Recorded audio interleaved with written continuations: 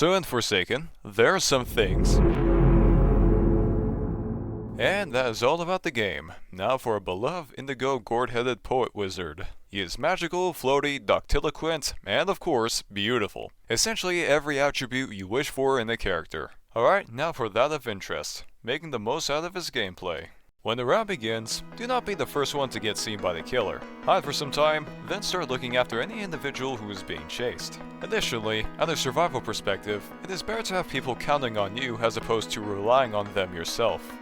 Another thing at the beginning, hang around those doing generators, especially in open maps like Glass Houses and Planet Voss. For example, if a slasher's inspiration just so happens to be the killer, you can shield the survivor before they pleasantly surprise the slasher with a gashing wound.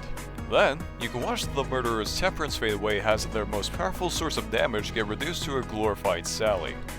If you're not confident during chases, look for some items around the map.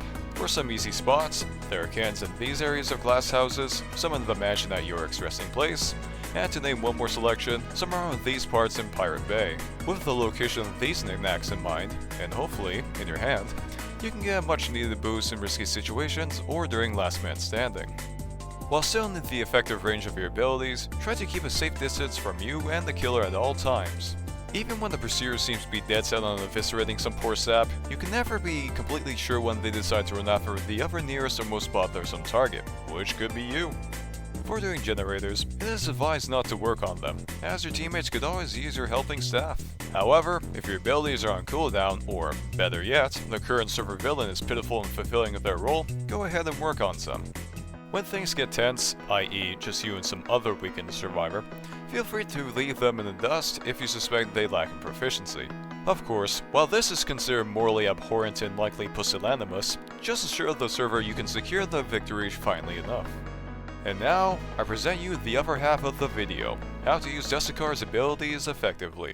First thing to note, both of these abilities have relatively short cooldowns, 30 seconds for each specifically, allowing for frequent casting. Still, to make the most out of them, earn Source Out only when you feel confident in doing so. And one more thing, when using these abilities, you're briefly slowed down by 25%. A small and quick percentage, though something to keep note. This is Spawn Protection. Anyone who receives it is provided with an astounding resistance buff, nullifying practically all incoming damage. However, the short range and 4-second duration can hinder its efficacy should you use it haphazardly. Using this spell as a band-aid for another survivor's blunder is one of its best uses, namely, Sentinels missing their stuns, Buildermen about to be interrupted by the killer during construction, or lastly, Taps creating tripwires at an awkward moment. Also, you can shield someone if they are trying to get a pizza slice in which the fiend may be guarding. Lastly, while using the ability, conserve your stamina in case the adversary switches crosshairs to you. The more proactive you are for chases, the merrier. Now this is Plasma Beam.